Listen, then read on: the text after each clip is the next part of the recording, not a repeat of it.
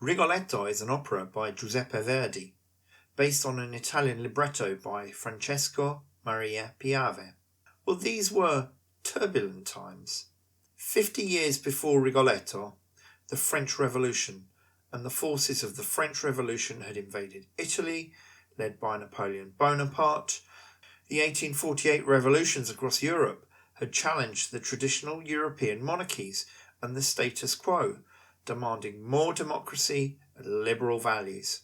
The French Second Republic lasted from 1848 and was replaced by the Second French Empire in 1852 and the Emperor Louis Napoleon Bonaparte. In 1851, the Austrian Empire, the Habsburg monarchy, controlled large parts of northern Italy by force. The Kingdom of Lombardy-Venetia, while trusted Habsburg relatives ruled the neighbouring Grand Duchy of Tuscany, as well as the duchies of Modena and Parma.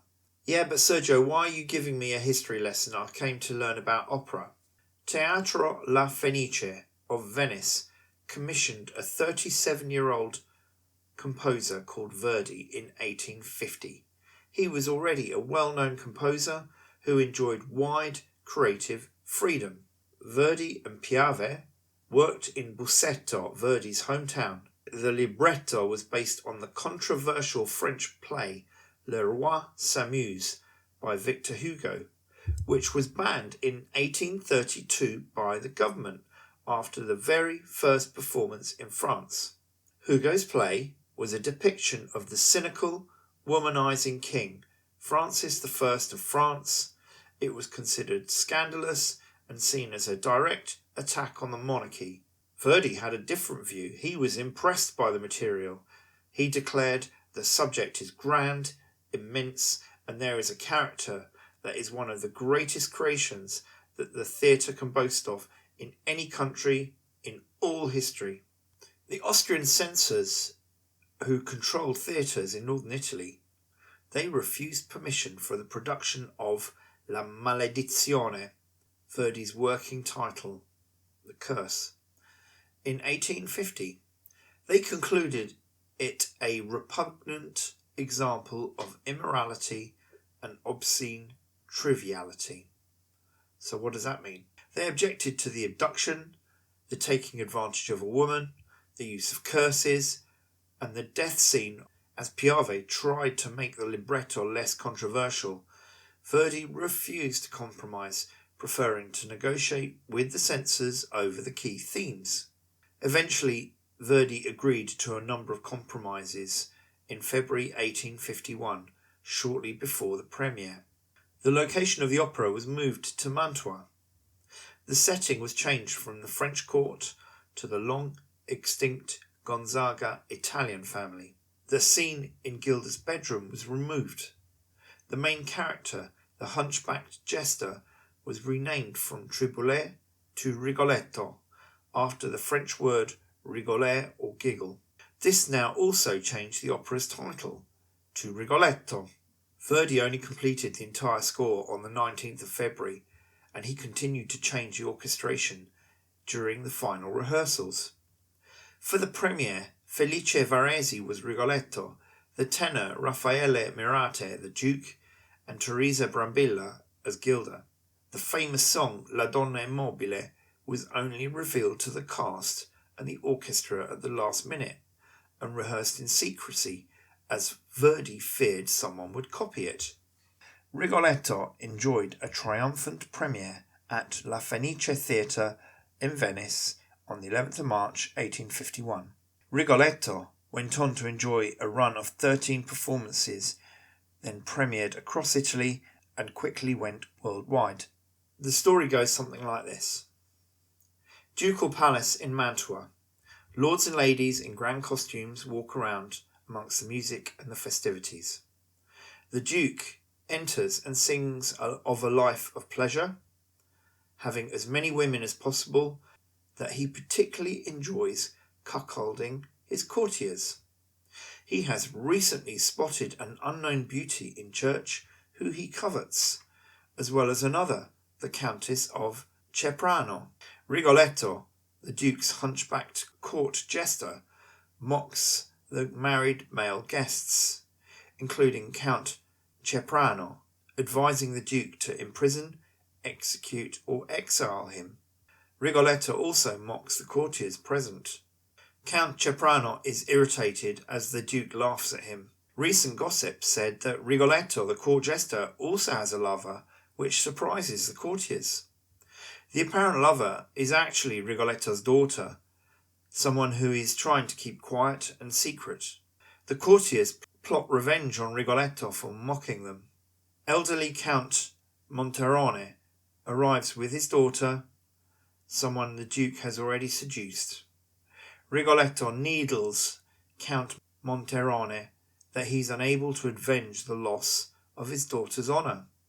As Count Monterone confronts the Duke, he is promptly arrested. Monterone proceeds to curse each of them, the Duke for seducing his daughter, and Rigoletto for mocking him. A superstitious Rigoletto is terrified by the curse. Nighttime in a dead-end street, a small courtyard. Rigoletto is still consumed and disturbed by the old man's curse. He arrives at the house where he is hiding his daughter, Gilda. As the assassin, Sparafucile, offers his services, Rigoletto considers he may need to hire an assassin in the future. Rigoletto considers himself very much like Sparafucile. Whilst Sparafucile stabs men with his sword, Rigoletto stabs his victims with his tongue of malice. Rigoletto enters the house and warmly embraces his daughter, Gilda. Gilda does not know of her father's occupation. Rigoletto will only allow her to leave the house to attend church.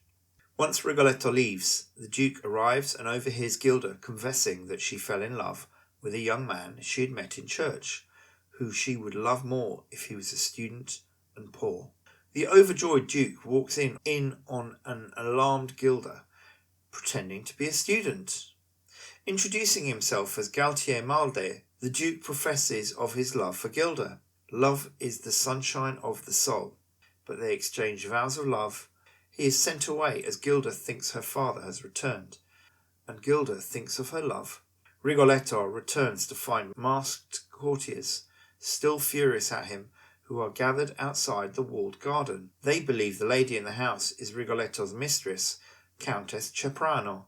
They plan to free her and deliver her to the Duke. Rigoletto joins the courtiers and asks for a mask also. Instead, he is blindfolded and holds the ladder steadily as the courtiers abduct Gilda and deliver her to the Duke. Rigoletto has unknowingly assisted the abduction of his daughter. He despairs as he realizes Gilda was abducted. The old man's curse had worked.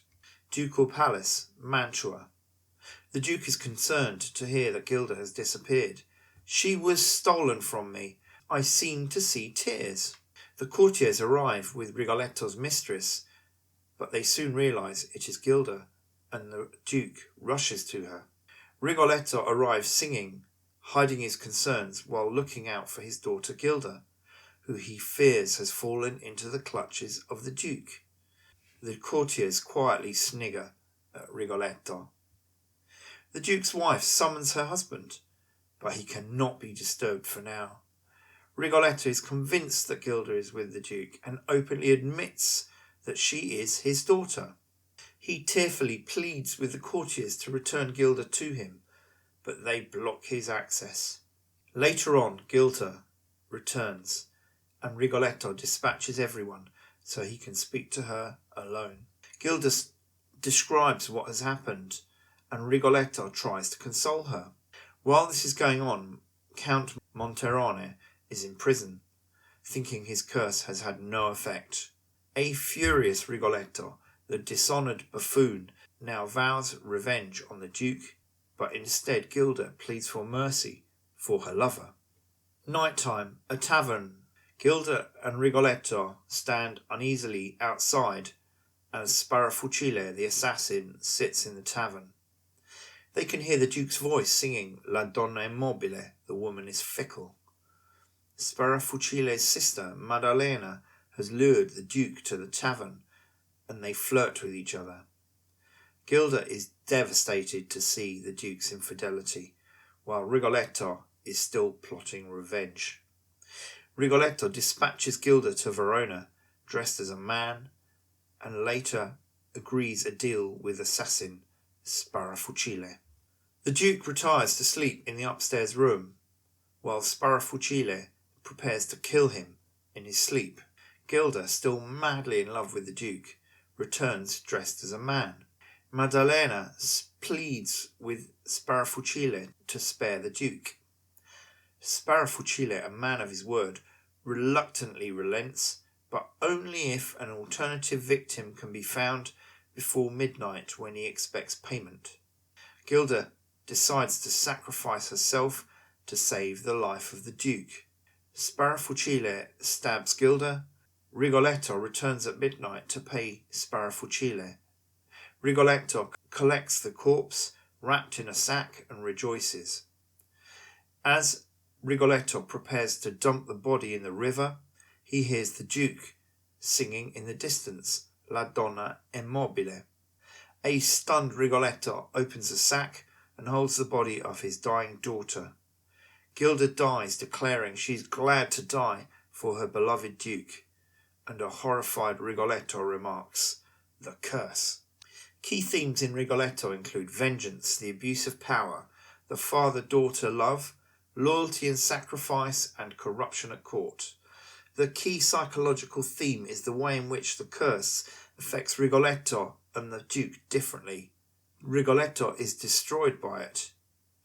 It also invites the audience to draw damaging conclusions in the context of recent history. And yes, a lot of Italians are superstitious. More recent productions have modified the original setting to alternative locations. For example, New York City's Little Italy during the 1950s, focusing on organised crime. 1920s Germany. Mussolini's fascist Italy. A casino in the 1960s. Las Vegas in the Rat Pack era. And also the party-going world of disgraced former Italian Prime Minister Silvio Berlusconi. Click here to get even closer to Italy and Sicily.